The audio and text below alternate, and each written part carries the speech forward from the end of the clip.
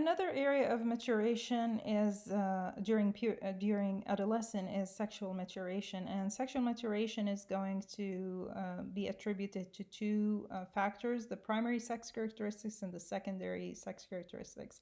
The primary are the result of our, of course, physical development. You've got the body parts that are directly involved with the reproductive system, so those are considered primary because they are directly involved in producing gametes and, of course, creating life. So primary sex characteristics include the vagina, the uterus, the ovaries, the testicles, and the penis. These are the body parts. The secondary sex characteristics are also important in the sexual maturation part because sometimes they might be the precursor or the trigger to engaging in a sexual interaction.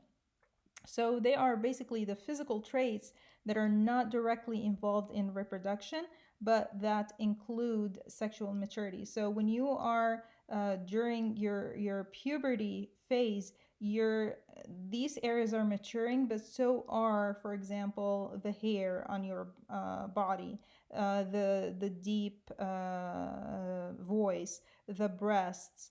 All of those sometimes are, like I said, the trigger or the precursor to utilizing the primary sex characteristics. During puberty, sexual attraction is going to become increased. Remember, we said during middle childhood there was a dormant stage of sexual energy, and now it's going to come back again.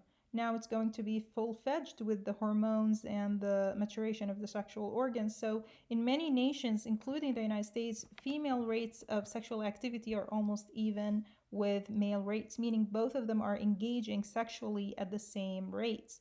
However, more teenagers worldwide are virgins than a decade ago. So we're noticing a new trend of abstaining from sexual activity worldwide. The reasons for that could very well be that there is an increase in sex education. There is more, the fear of HIV and AIDS is more publicized now. We have social media. We have people who are, talking about it, and there's a better awareness in the adolescent community about the hazards of contracting diseases or having an early pregnancy and the effect that it might have on your life on the long run. There are some positive trends. Some of those positive trends have to do with teenage pregnancy. So there's a decrease in birth to teenage mothers in every nation, and 50% in the United States.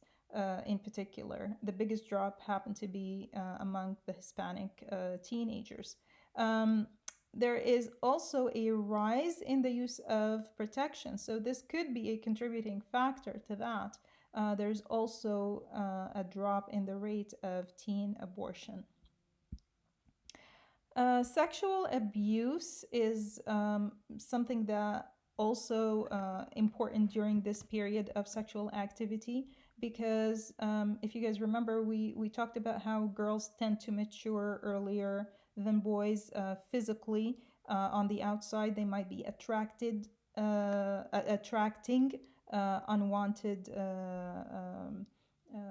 advances. So sexual abuse comes in different shapes and sizes. It is basically any sexual activity between a juvenile and an adult. And for this sake of definition, the age limit is 18. So girls are more vulnerable than boys. However, we cannot really rule out that boys are sexually assaulted as well and sexually abused. Young adolescents are more frequent victims. Remember, we said that they sometimes, if there are females, they tend to show their maturity and attract unwanted advances.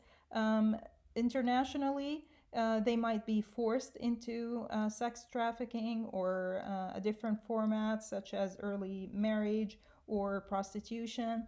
And in developed nations, such as the United States, family members make up the biggest portion of sexual abuse. Usually, it's someone who the victim usually knows. Now, the victims here are usually isolated and uninformed because they really do feel that uh, they are the reason for the abuse. They do not feel as victims. They feel that they have initiated this or were part of it, and they are somehow the cause of it. And they end up with very low self-esteem, and that creates that dominance effect of the bully and the abuser. The impact of abuse is not something that stops with the abuse. It continues well into adulthood, and the victims tend to fear sex and devalue themselves on the long run.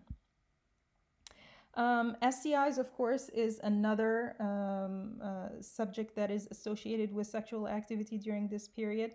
And yes, there is a decrease in sexual activity. And like we said, it could be due to the advancement or the increase in education.